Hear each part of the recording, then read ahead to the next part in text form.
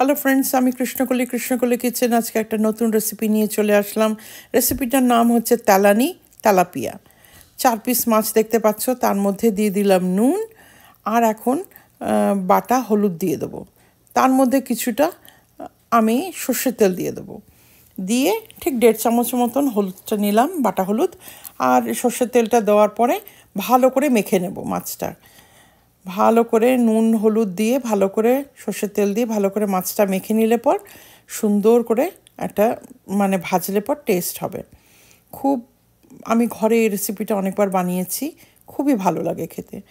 তেল গরম করার জন্য একটা কড়াই নিয়ে নিয়েছি। কড়াইটা এখন গরম হয়ে গেছে, তার মধ্যে তেল দিয়ে দিলাম। তেলটা এখন গরম হয়ে গেছে, এক এক করে মাছ আমি ভাজতে থাকবো এর মধ্যে, কিন্তু আমি ঢেকে ঢেকে ভাজবো।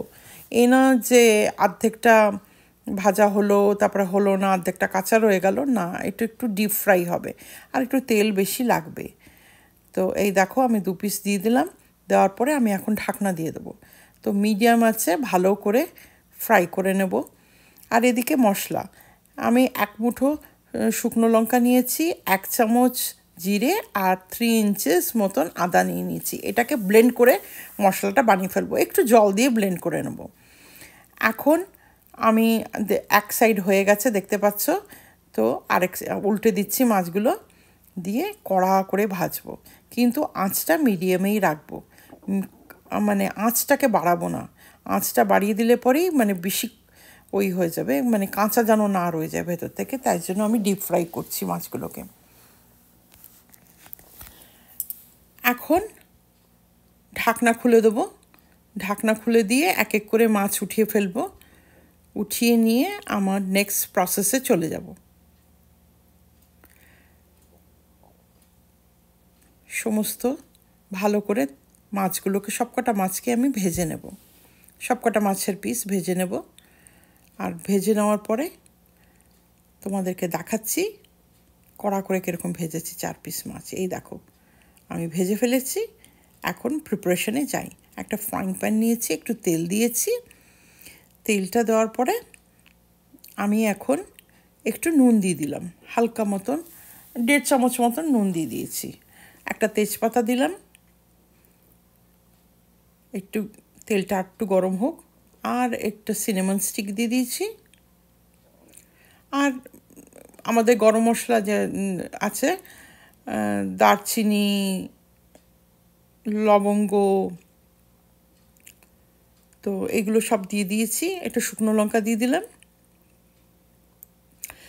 ঠিক 1/2 টিস্পুন দিয়ে দিলাম 5 ফোড়ন। তো খুব ভাজা ভাজা হোক, ভাল লাগবে। গন্ধ যত, ফোড়নের গন্ধটা যত ভালোভাবে এটা ভাজা হবে, যত ভালো করে গন্ধটা আসবে, ফ্রেগরেন্সটা এনহ্যান্স করবে খাবারের মধ্যে। তো মিডিয়ামেই রেখেছি ফ্লেমটা আমি। এর মধ্যে 2টো কাঁচা লঙ্কা দিয়ে দিলাম।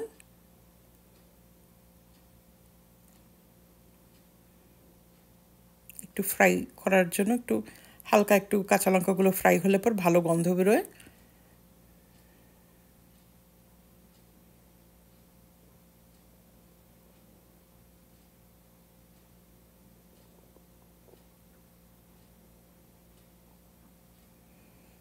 এখন নেক্সট প্রসেসে চলে যাব।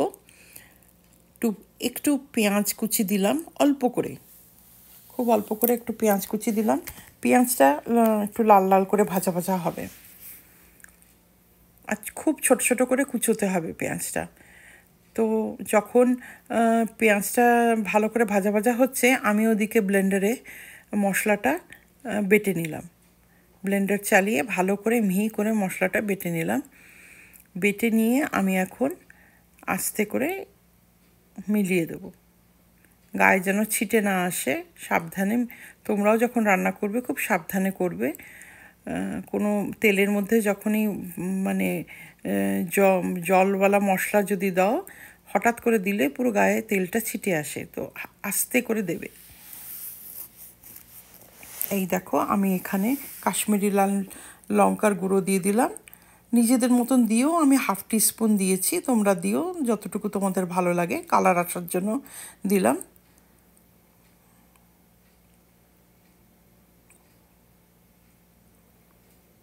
একটু ভাজা ভাজা হোক।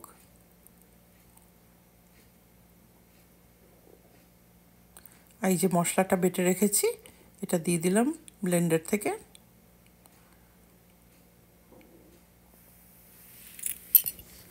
ঢেলে দিলাম ব্লেন্ডারে, ভালো করে এখন ফুটে যাবে। পুরো পুরো ঝোলটা না ফুটলে পর মানে এটা টেস্ট হবে না। আর এরকম যতক্ষণ না ফোটে ততক্ষণ মাছ দেওয়া উচিত না। আমি তো দিই না মাছ যতক্ষণ ঝোলটা না ফোটে।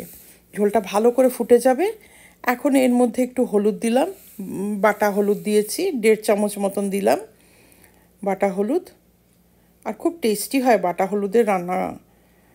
তোমরা গুঁড়ো হলুদ দিয়ে করো, কিন্তু বাটা হলুদ যদি থাকে সেটা দিয়ে করলে পর বেশি টেস্ট হয় খাবার।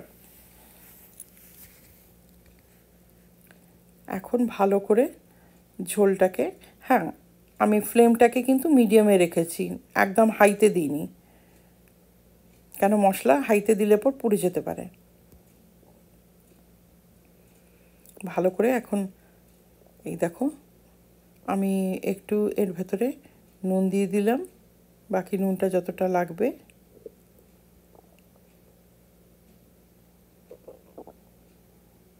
নুন তো তোমাদের নিজের টেস্টের অনুপাতে দিও। আবার লাল লঙ্কা দিলাম একটু ঝাল করার জন্য।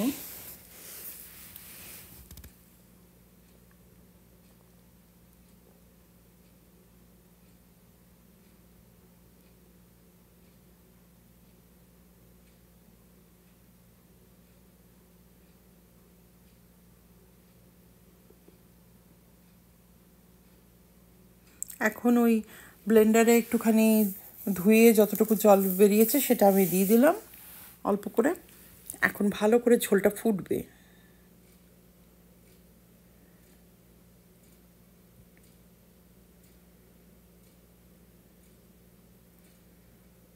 এই দেখো এখন আমি দিলাম একটু মিষ্টি দিয়ে দিলাম, তোমরা আন্দাজ মতন দিও। ঠিক আমি একটু গুড় দিয়েছি, অল্প একটু গুড় দিয়েছি একটু ব্যালেন্স করার জন্য। তোমরা পারলে চিনি দিতে পারো। দেখো এখন মাছটা দেব, কেন কি মাছটা আগে দিয়ে দিলে পর মশলাগুলো ভালো করে একটু ভাজা ভাজা না হলে পর টেস্টটা ভালো আসবে না। তো মাছগুলো ভাজা ভাজা হয়ে গেল, এখন মশলাগুলো ভালো করে ভাজা ভাজা হয়ে গেল। আর এখন আমি দিয়ে দিলাম মাছ। তাতে কি হবে, ভালো করে মশলা আর মাছের মধ্যে টেস্টটা এনহ্যান্স করবে। আর ফ্লেমটা কিন্তু আমার লোতেই আছে। খুব ভালো করে এখন ঝোলের মধ্যে মাছগুলো সেদ্ধ হবে। আমি আর ঢাকবো না এখন, ঢেকে দিলে পর আর ঢাকার দরকার নেই। এর মধ্যেই আমি প্রিপারেশন করছি। দেখো পুরোপুরি ঝোলটা ফুটে এসছে আর ওর মধ্যেই মাছ দিয়ে দিয়েছি। এখন উল্টে ঠুলটে দেবো মাছগুলো, তাকে কাঁচা না রয়ে যায়, মানে ভালো করে ঝোলের সাথে মিশে যায় যেন।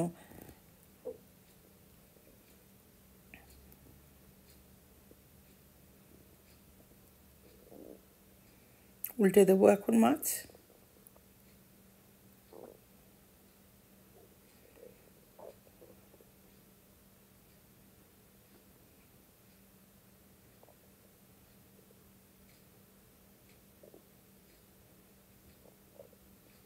পুরো রান্নাটাই মিডিয়াম ফ্লেমে করতে হবে, হাই আছে করতে পারবে না। করলে পর কড়া বেশি কড়া হয়ে যাবে মাছ ভাজাটা, তারপরে মশলাগুলো পুড়ে না যায় হাইতে। তাই জন্য আমি মিডিয়ামে ফ্লেমটা রেখে সব রান্না করছি।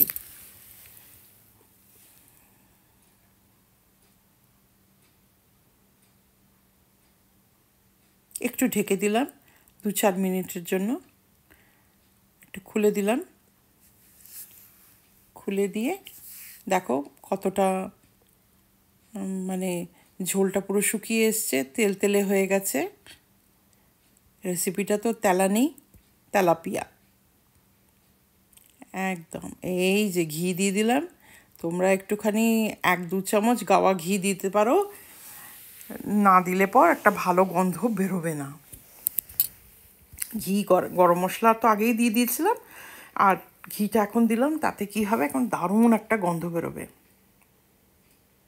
জলগুলো শুকিয়ে গেছে, দেখতে পাচ্ছ তোমরা, তেল তেল রয়ে গেছে, আর তেল আর মশলা রয়ে যাবে। এই দেখো, তেলানি তেলাপিয়া একদম রেডি তোমাদের জন্য। তোমরা এরকম আমার এই রেসিপিটা দেখো, বানিয়েও আর ঘরে খেও। দারুণ টেস্টি হয়েছিল। সেই টেস্ট আর তোমাদেরকে বলে বোঝাতে পারবো না, এত সুন্দর টেস্ট হয়েছিল। সবাই খুব আনন্দ করে গরম গরম ভাত দিয়ে খেয়েছিল, খেয়ে বলেছিল আহ কি খেলাম। তো ভালো করে রান্না করলে পর নিজের বাড়ির লোকেরা যখন ভালো করে খায়, সেটা দেখতেও ভালো লাগে, আর এত একটা স্যাটিসফ্যাকশন লাগে না কি যে আমি ভালো রান্না করেছি। এই রান্নাটা তোমরা করো। ভালো থেকো।